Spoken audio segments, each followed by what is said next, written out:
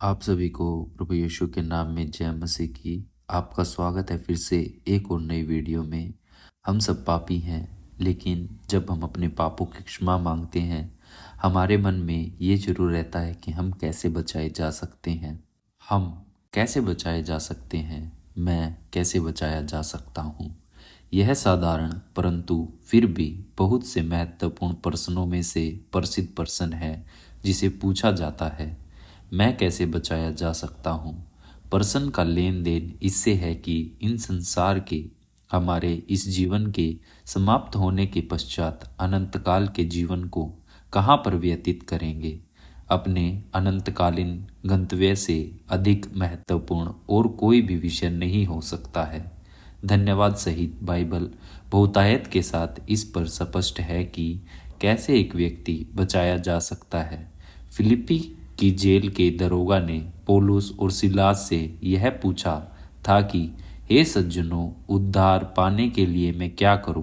प्रेरितों के काम उसका 16 अध्याय आयत 30 में पौलुस और सिलान ने उत्तर दिया था कि प्रभु यीशु मसीह पर विश्वास कर तो तू और तेरा घराना उद्धार पाएगा। प्रेरितों के काम उसका 16 अध्याय आयत 31 में। प्रश्न यह है, मैं कैसे बचाया जा सकता हूँ। मुझे बचाए जाने की क्यों आवश्यकता है। हम सभी अभी भी पाप से संक्रमित है। हम पाप के साथ जन्म लेते हैं और हम सभी व्यक्तिगत रूप से पाप करने का चुनाव करते हैं। पाप है जो हमें उद्धार रहित कर देता है। पाप ही है जो हमें परमेश्वर से अलग कर देता है। पाप ही है जो हमें अनंतकालीन विनाश के मार्ग पर ले गया है। मैं कैसे बचाया जा सकता हूँ, किससे बचाया जा सकता हूँ। हमारे पापों के कारण हम सभी मृत्यु पाने के योग्य है। रोमियो उसका 6 अध्याय आयत 23 में। जबकि पाप के शारीरिक परिणाम शारीरिक मृत्यु है, परंतु यही केवल एक तरह की मृत्यु नहीं है जो कि पाप का परिणाम है। सभी पाप आखिर में एक अनंतकालीन और असीमित परमेश्वर के विरुद्ध किए जाते हैं। भजन संहिता उसका 51 अध्याय आयत 4 में। इसी कारण से हमारे पापों के लिए न्याय संगत जुर्माना अनंतकालीन और असीमित होना चाहिए। हमें अनंतकालीन विनाश से बचाए जाने के लिए किसकी आवश्यकता है। मती उसका 25 अध्याय आयत 46 और प्रकाशित वाक्य उसका 20 अध्याय आयत 15। मैं कैसे बचाया जा सकता हूँ, कैसे परमेश्वर ने उद्धार का प्रबंध किया है। क्योंकि पाप के लिए न्याय संगत जुर्माना असीमित और अनंतकालीन है, इसलिए केवल परमेश्वर के जुर्माने को अदा कर सकता है।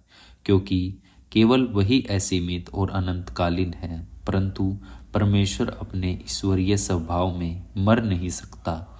इसलिए परमेश्वर यीशु मसीह नाम के व्यक्ति में एक मनुष्य बन गया। परमेश्वर ने मानवीय शरीर को धारण किया, हमारे मध्य में रहा और हमें शिक्षा दी। जब लोगों ने उसको और उसके संदेश को अस्वीकार कर दिया और उसे मारने की कोशिश की, तो उसने स्वयं की इच्छा से अपने आप को बलिदान के लिए दे देते हुए क्रूस के ऊपर मरने के लिए दे दिया। यूहन्ना उसका 10 अध्याय आयत 15 में।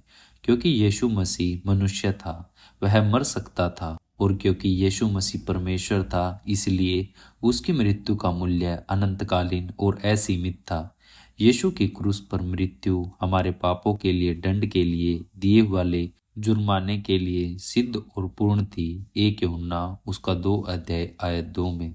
उसने उन परिणामों को अपने ऊपर ले लिया जिसके पात्र हम थे। यीशु का मृतकों में से जी उठना यह प्रदर्शित करता है कि उसकी मृत्यु सचमुच में हमारे पापों के लिए पर्याप्त बलिदान थी। प्रभु यीशु में विश्वास करें और तू बचाया जाएगा। प्रेरितों के काम उसका 16 अध्याय आयत 31 में। परमेश्वर ने पहले से ही हमारे लिए सभी कार्य को कर दिया है।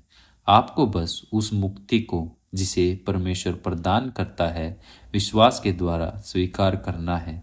इफिसियों उसका 2 अध्याय आयत 8 से 9 में।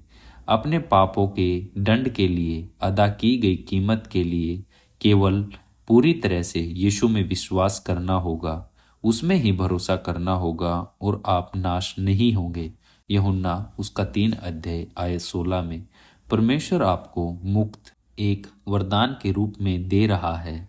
आपको बस यही कुछ करना है कि आप इसे स्वीकार कर ले। यीशु ही उद्धार का एक मार्ग है। यूहन्ना उसका 14 अध्याय आयत 6 में।